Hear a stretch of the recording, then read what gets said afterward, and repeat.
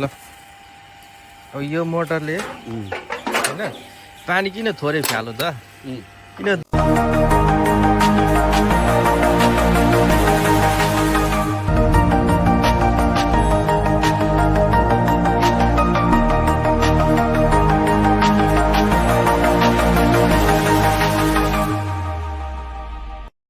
ल अब यो मोटरले हैन पानी किन थोरै फ्यालो त किन मोटरको पावर घटेको हो कि क्यापासिटरको पावर घटेको हो कि भोल्टेज घटेको भनौँ भने त यति बेला भोल्टेज घट्ने चान्स हुँदैन या त फेरि चाहिँ नि यसको पानी तान्ने पङ्खा बङ्गेको छ कि कुच्चिएको छ कि फुटेकै पो छ कि के भएको छ त एकचोटि यसलाई अब हामीले खोलेरै हेर्नुपर्ने हुन्छ है साथीहरू एकचोटि खोलेरै हेऱ्यो के चाहिँ भएको छ त वास्तवमा डिटेल्समा जान्नको लागि त पुरै चेक गर्नु पर्यो नि त एक गरेर क्यापासिटर चाहिँ उहाँहरूले भन्नुभएको छ भर्खरै नयाँ हालेको अरे त्यस कारणले क्यापासिटरमा हामीले बढी फोकस गरिनौँ सुरुमा ल हेर्नुहोस् यहाँनिर यहाँ देख्न सकिन्छ यो चाहिँ नि एम्पिलर हो पानी तान्ने पङ्खा यो बङ्गिरहेको रहेछ ल पानी तान्नेपट्टिको चाहिँ सबै वरिपरि वारपार सब कुच्चिएको अब यो भनेको कि त ढुङ्गासुङ्गा पसेर हो कि या त चाहिँ नि धेरै वर्ष चलेर चाहिँ नि कमजोर भएर हो कि कुनै न कुनै कारणले अब जे होस् हुन त भयो उहाँहरूको भनाइअनुसार चाहिँ नि 8-10 वर्ष यो चलाइसकेको अरे यसलाई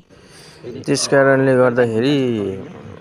यो अब धेरै समय यसरी चल्दै जाँदा हेर्नुहोस् त पिलासले मैले यसो उयो गर्दा नि कति सजिलो क्या कागज जस्तो एकदम नरम भइसकेको क्या यो फेरि यसलाई हामीले यसैलाई लगाइरहने हो भनेदेखि चाहिँ यो फेरि चाँडै नै यो यही समस्या दोहोरिन्छ त्यस कारणले यो एकचोटि फेरेरै हेर्दाखेरि चाहिँ राम्रो यसले पर्फर्म दिन्छ मोटरमा अरू सबै कुरो ठिक छ अब यो उहाँहरूले पनि भन्नु फेरिदिनै पर्ने हो धेरै समय चलिसकेको अब यो यसलाई एकचोटि फेरौँ न त्यस्तो धेरै कस्ट पनि आउने होइन के अरे अझै परे 4-5 सय पर्ला फेरेर हेरौँ भन्ने कुरो गर्नुभयो त्यस कारणले मैले मेरो वर्कसपमा लिएर आएँ यसलाई फेर्नलाई यस्तो खालको एउटा पुलर हामीले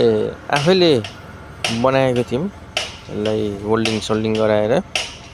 यो कसरी बनाउने यो तपाईँले यो यसैलाई हेरेर पनि थाहा पाउनुहुन्छ प्लेटमा नट बल्टु लगाएर कसेर ढलाई होल्डिङ गरेर सजिलै बनिएको छ तपाईँहरूले पनि यसलाई सजिलै बनाउन सक्नुहुन्छ चाहनुभयो भने यसलाई खोलेर ठ्याक्कै योसँग साइज मिल्ने खालको हामीले चाहिँ अर्को लगाउने हो क्या यसमा त्यस पछाडि काम तमाम सकियो यसको सिद्धि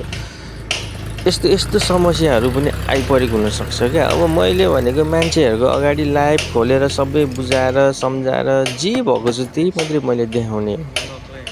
यो सानो नट यहाँबाट निस्केको छ यसलाई राखिराख्नुपर्छ यसलाई फेरि अर्को नयाँ हाल्दाखेरि त्यसलाई लगाएर त्यो लक हो जे भएको छ त्यो समस्या देखाउने हो क्या जति खर्च आउँछ थोरै हो भने थोरै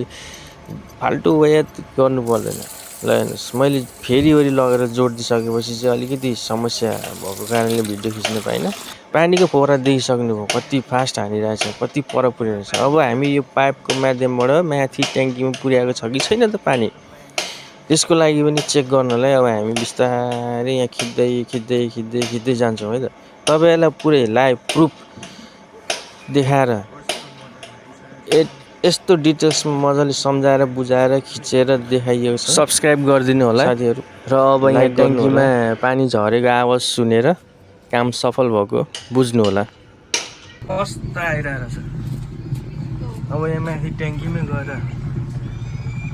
हेर्न चाहिँ अलिक अप्ठ्यारो रहेछ ठाउँ यो साउन्डले पनि तपाईँहरूले बुझिहाल्नुहुन्छ पानी आइरहेछ यहाँनिर खोलेर हेरौँ हामी पानी आइसक्यो